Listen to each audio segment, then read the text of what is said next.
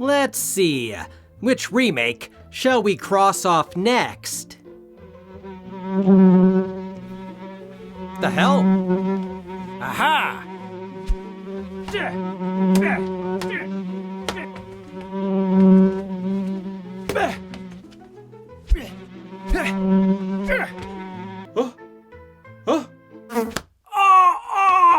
Where are you?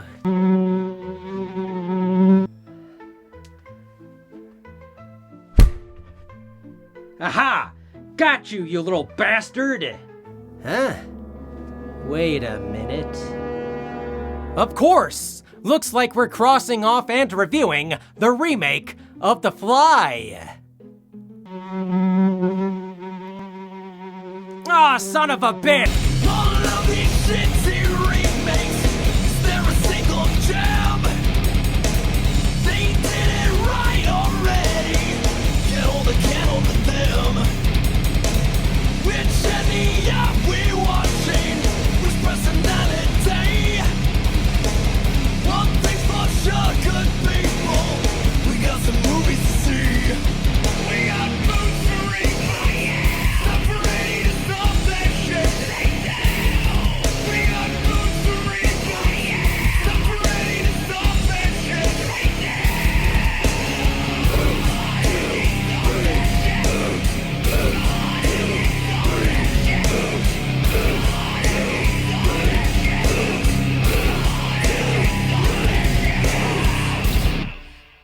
Hello, we're Andy, the Maniacal Cinephile, and welcome to Boots to Reboots. 2 scientists, 2 pods, 2 flies. But only one question, is Cronenberg's remake better than the original? Be like Brundle and stick around. And be sure to grab a snack. 1986's The Fly is a sci-fi body horror film co-written and directed by David Cronenberg. It's a remake of the 1958 original, which was based on George Langland's 1957 short story, first published in Playboy magazine. Like a fly in a glue trap, the pages were sticky.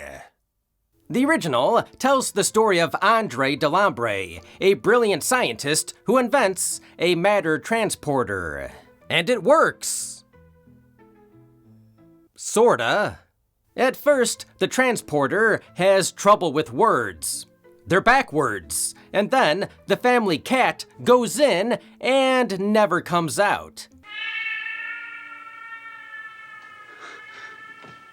Andy, the kitty is really on a farm upstate, right? Sure, little buddy. In another dimension. Excited, Andre skips the safety phase and goes through himself. What could possibly go wrong? You guessed it. A fly sneaks into the chamber, and suddenly, Andre is rocking a very unfortunate makeover. A fly arm and head. I know it's working! Baby, I only have compound eyes for you.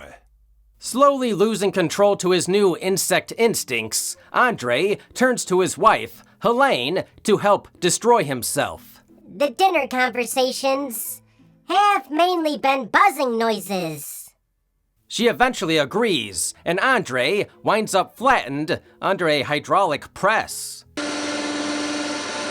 Well, back to 0 days since somebody's been crushed.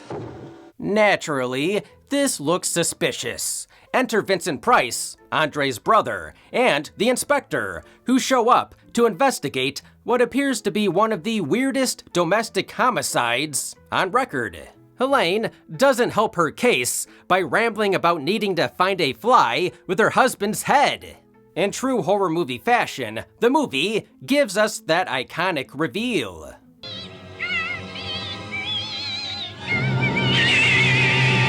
If Edgar Allan Poe wrote for the Looney Tunes. What's normal for the spider is chaos for the fly. It's tragic, yet on set, They shot multiple takes because this image kept cracking up Vincent Price. When Cronenberg left Total Recall, he was informed that Mel Brooks was interested in remaking The Fly. Cronenberg agreed to sign on as director if he could rewrite the script, saying the first 16 pages were awful. Only one line of dialogue remains from Charles Pogue's script, but Cronenberg insisted they share the writing credit. If it's not too late, I'll take credit too. Several big names were offered the part. Pierce Brosnan, John Malkovich, John Lithgow, Michael Keaton, and Richard Dreyfuss. But Jeff Goldblum got the role because he was the only one willing to perform in all that makeup. The producer opposed Geena Davis's casting due to her being Goldblum's then real-life girlfriend, but all the other actresses who auditioned sucked. She went through the same thing when she dated Stuart Little.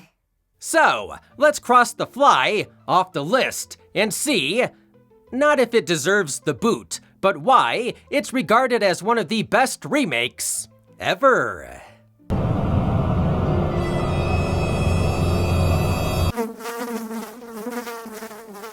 Use our link in the description and promo code Stitch Together Pictures to get 20% off Fangoria magazines and merch. Seth Brundle is a brilliant scientist with the social skills of a wet sock.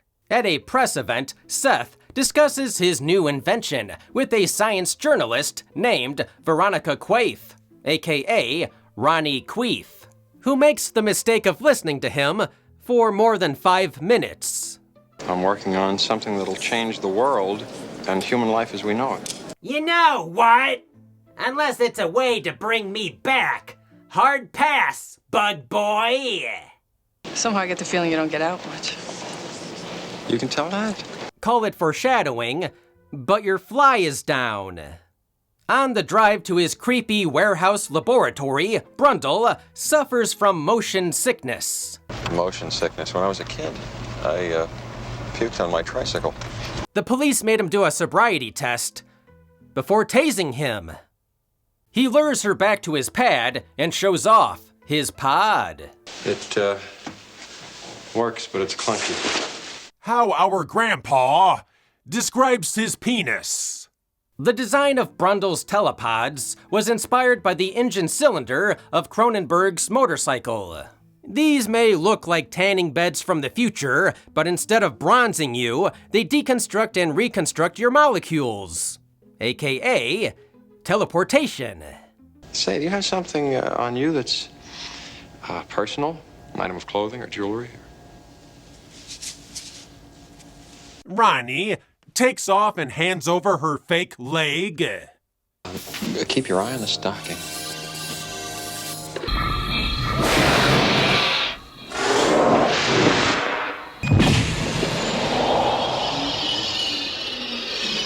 So that's where my missing socks go. Brundle panics when he sees Ronnie's tape recorder, fears he's told her too much, and throws her out. Come here, what about your stocking? Keep it for good luck. The second that door closes, he's given that thing a sniff. At the office, her editor and clingy ex-boyfriend, SETH'S Borens, doesn't believe her incredible story. He's conning you. What? Well, it's an old nightclub routine. The 2 cabinets. And for his next trick, he's gonna make your girl disappear. He would know the name SETH'S Borens sounds like a lame Harry Potter character. However, Seth tracks Ronnie down and needs to speak to her. I've come here to say one magic word to you. Yeah? Cheeseburger. So is he a magician or not? Over dinner, Seth convinces Ronnie to keep his invention a secret. In return, she gets to document his work and has exclusive rights to the story. Your book will end with me transporting myself 15 feet through space from one telepod to another. Wait for me that long? Depends. It can take me days to move 15 feet. At Ronnie's apartment, SETH'S has used an old key to sneak in and take a shower. Happen to be in the neighborhood? Felt a bit scummy. Buddy, You are scum! Now she knows where those mysterious turds in her toilet have been coming from. Meanwhile, Brundle has hit a bump in the road while trying to make roads obsolete. The machine works fine on non-living objects, but things that have skin, not so much. What's gonna happen to the baboon?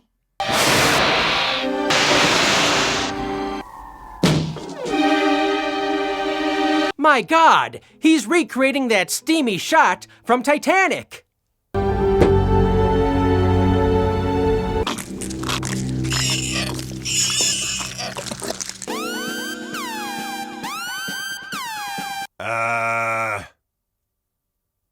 He was like that. The world will want to know what you're thinking. Fuck is what I'm thinking. He didn't keep the receipt for that baboon. Ronnie then wonders if Seth ever changes his clothing. 5 sets of exactly the same clothes? Learned it from Einstein. He's basically Scotty from Star Trek, but without the cool uniform. Beam me up, Scotty! Ronnie, turned on by failure and animal cruelty, then makes love to Seth. Afterwards, he winces when he lays on a circuit board. Oh. We get it. He has a chip on his shoulder. That's why old ladies pinch babies' cheeks. It's the flesh. Uh-oh.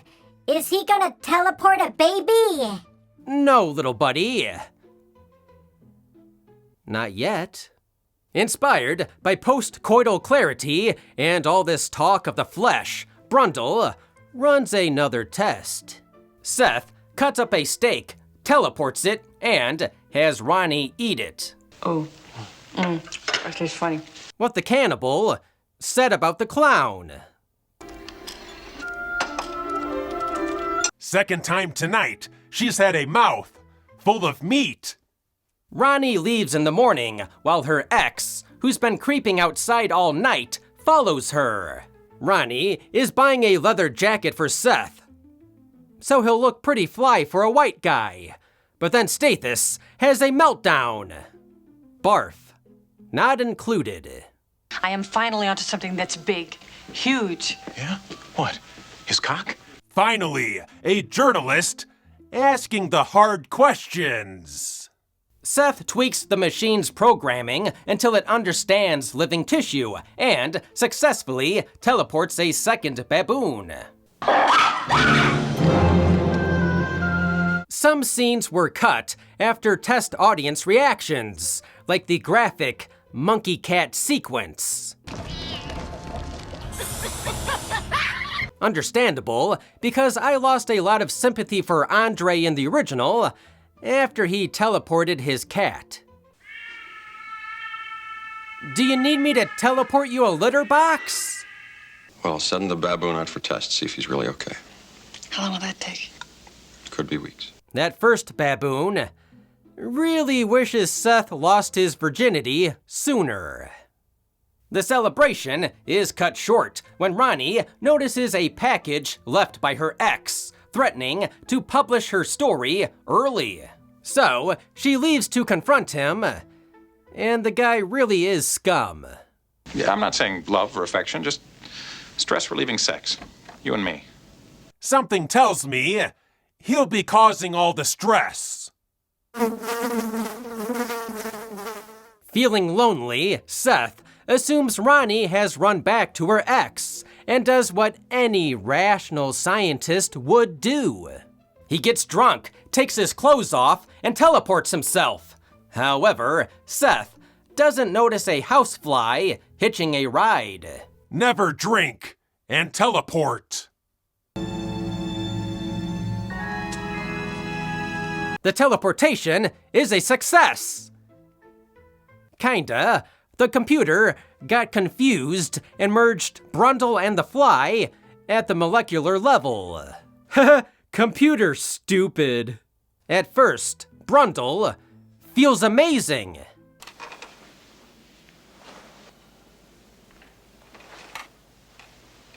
If he's trying to sit down, he's doing it wrong.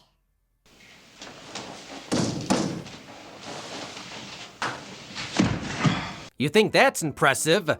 Wait until you see him work a stripper pole. But Ronnie notices some changes. Seth is more hyper. It's Jeff Goldblum turned up to 11. Obsessively pursuing goal after goal. Do you normally take coffee with your sugar? What? Somewhere, Wilford Brimley felt a disturbance in the diabetes. Seth is stronger, faster, and hornier. You can't have any fluid left in your body. We've been doing this for hours. Call a doctor if you teleport and have an erection lasting longer than 4 hours. She also notices weird, thick hairs growing on his back, his arrogance, and his bad temper. He also started listening to Joe Rogan's podcast.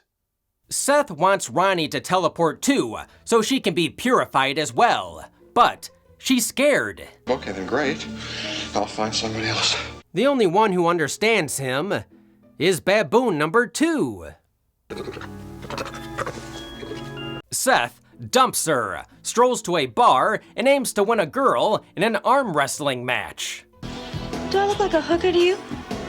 In that bar, that is the nicest thing someone could mistake you for. He broke that guy's arm in half, like I do breadsticks at Olive Garden. In the next round, I'm betting on Stallone's character from Over the Top. Seth brings Tawny back to his warehouse, where he shows off his telepods. Are you some sort of magician? Is he or isn't he a magician? Seth tries to force her into the pod, but thankfully, Ronnie shows up. Be afraid. Be very afraid. Since their sex marathon, she hasn't been able to sit. Does this look like a sick man to you? No, it looks like a man who just lost his security deposit. After throwing Ronnie out, Seth needs time to reflect. Literally. While looking in the mirror, his fingernails begin falling off. When you finger bang someone and somehow come. Seth digs into the computer and discovers the telepod fused his and the fly's DNA together.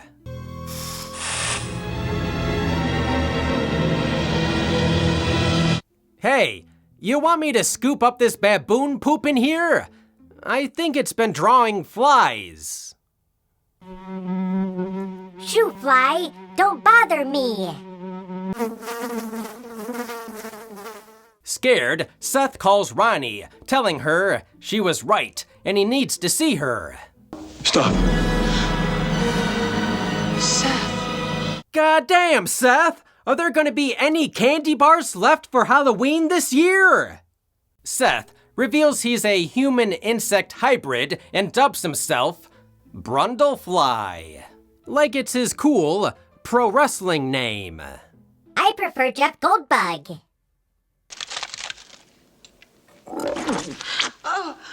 How Krispy Kreme glazes their donuts.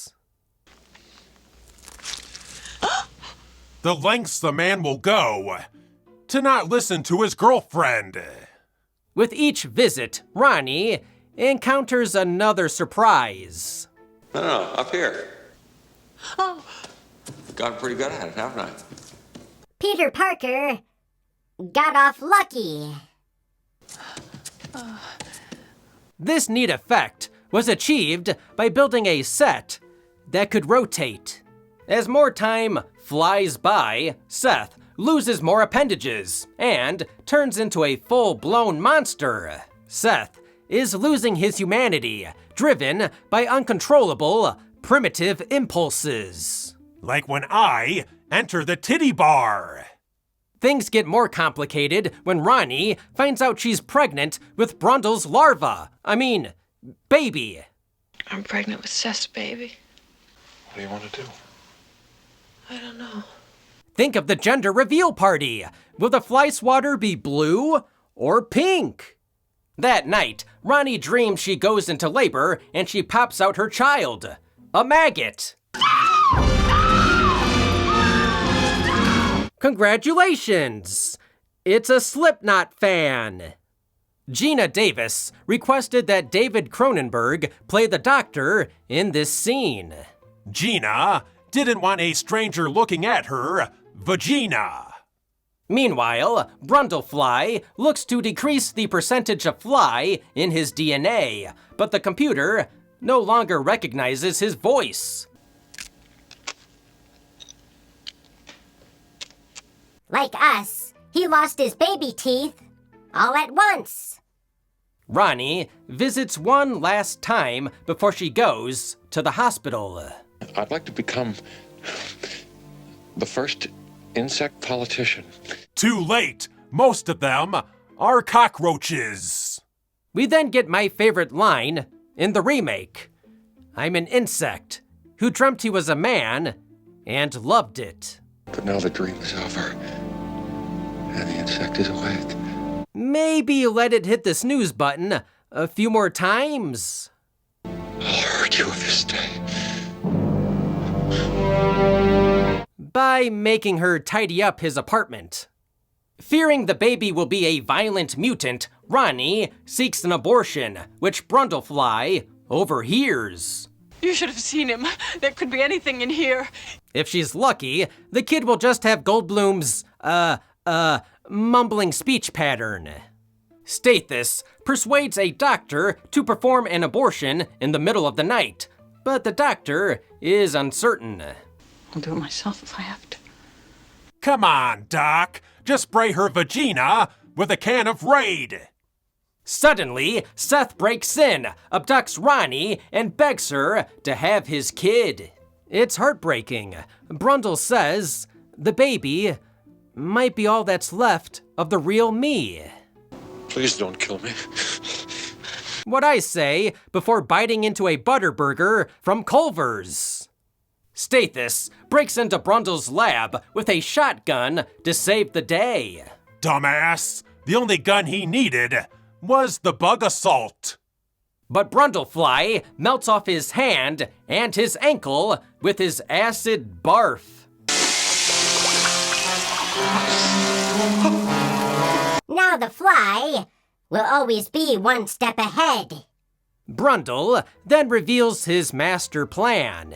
He'll use the telepods to fuse himself, Ronnie, and their unborn baby together into one happy bug family. I wouldn't want to share a one-bedroom apartment with my parents, let alone one asshole. Ronnie puts up a fight, accidentally tearing off Brundle's jaw, completing his transformation into the Fly. Women, always trying to get their men to do a face peel. The Fly throws her into one telepod and climbs into another, but SETH'S shoots the cables, botching the process and merging the Fly with its pod.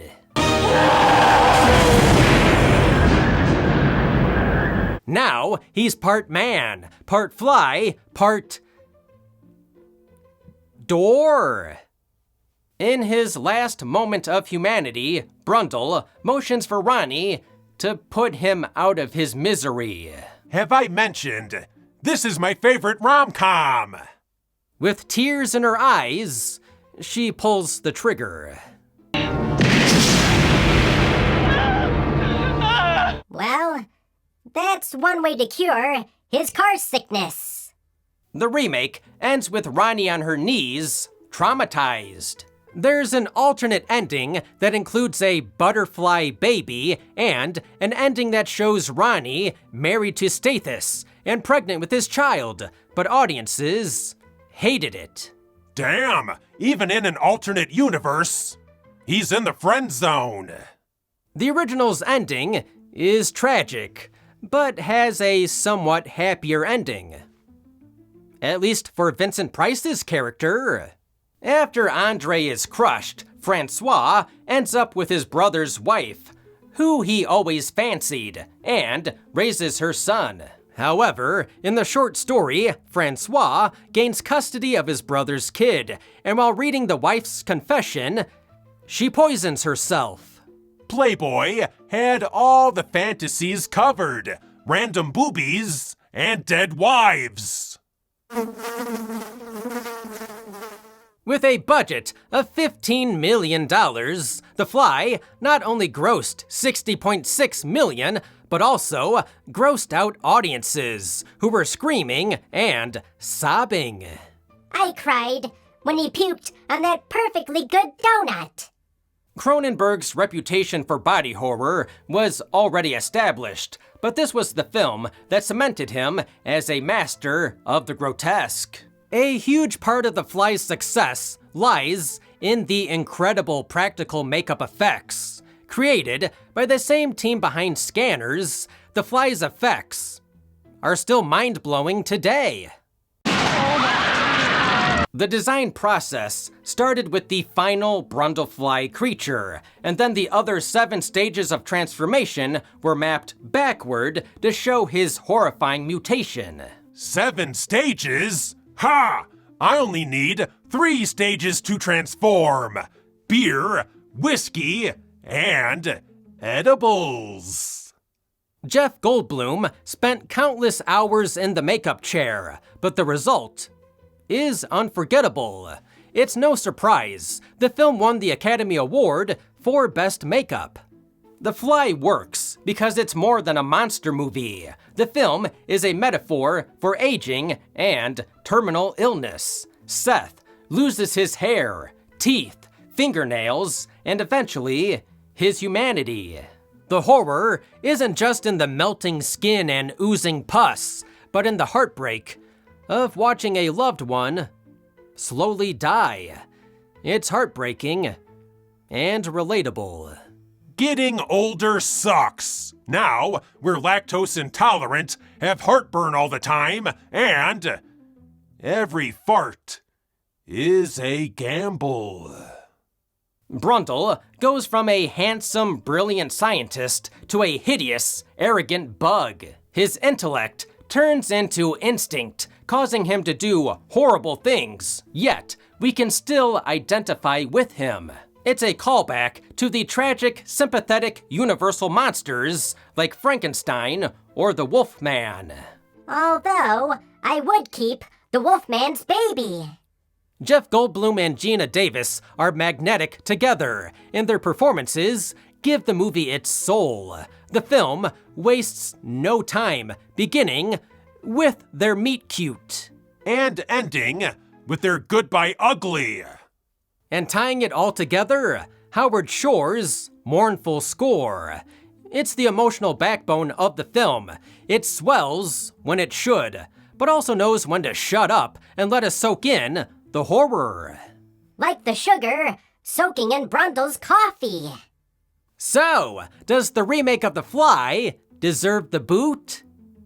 Of course not. This isn't just a good remake, it's arguably the best remake ever made. David Cronenberg's The Fly doesn't just live up to the original, it crushes it, dissolves it in goo, and then crawls out of the pod as something boldly new.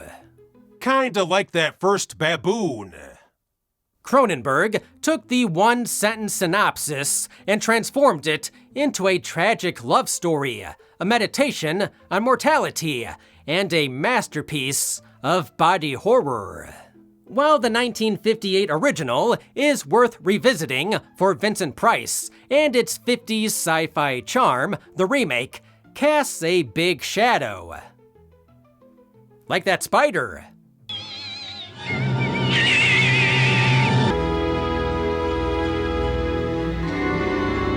In the comments, let us know which remake should be crossed off next. We've been Andy, the Maniacal Cinephile. Thanks for liking and subscribing. Join our Patreon, hit the bell, and now watch another Boots to Reboots.